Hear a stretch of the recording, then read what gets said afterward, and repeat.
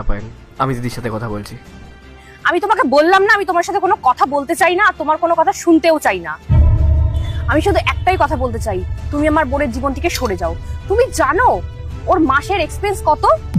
40 থেকে 50,000 টাকা না শুধু ওর মেকআপের পিছনেই খরচা হয়, আর এছাড়া তো আর কত খরচাই আছে। তোমার কাছে সামান্য রিক্সা ভাড়া নেই, তুমি আবার স্বপ্ন দেখছো আমার বোনকে বিয়ে করার। দেখো আমি তোমাকে আবারও বলছি, আমার বোনের জীবন থেকে সরে যাও। তোমাদের যদি বিয়ে হয় না, আমার বোনের খরচা চালাতে গিয়ে তুমি ভিখারি হয়ে যাবে, তোমার কাছে আর কিচ্ছু থাকবে না। তার থেকে ভালো এইসব ছাড়ো আর নিজে কিছু করার চেষ্টা করো। স্যার, আপনার গাড়ির চাবি, আর এই আপনার জুয়েলারি। আচ্ছা ঠিক আছে, আর আমার ওয়ালেট? স্যার গাড়িতেই আছে। আচ্ছা ঠিক আছে, তুমি যাও।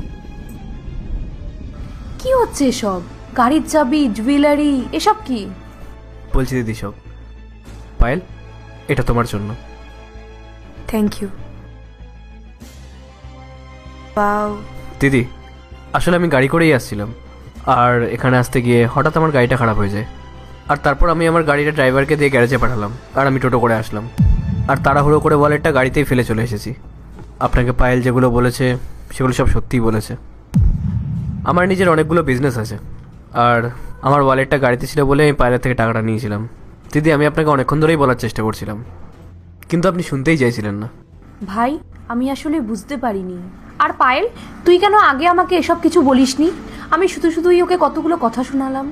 দিদি, আমি তো তোকে অনেকক্ষণ ধরেই বলছি যে ওর কথাগুলো একবার শোন বা বোঝার চেষ্টা কর সিচুয়েশনটা, কিন্তু তুই তো কোনো কথাই শুনতে রাজি ছিলি না। আমি তো রাহুলকে খুব ভালো করে চিনি, আমি তো জানি ও কি করে, কিন্তু তুই তো কিছুই শুনতে চাইছিলি না।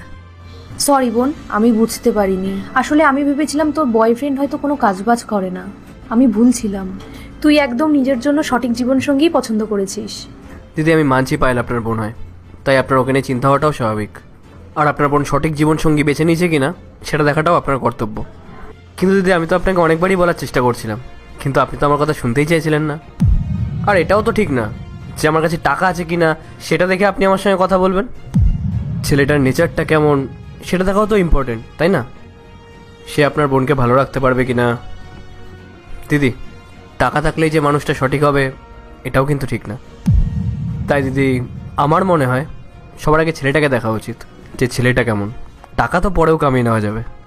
সরি রাহুল, আমার ভুল হয়ে গেছে। আমার আগে তোমার সব কথাগুলো শুনে নেওয়া উচিত ছিল। আমি না বুঝে তোমাকে অনেক ছোট করে ফেলেছি।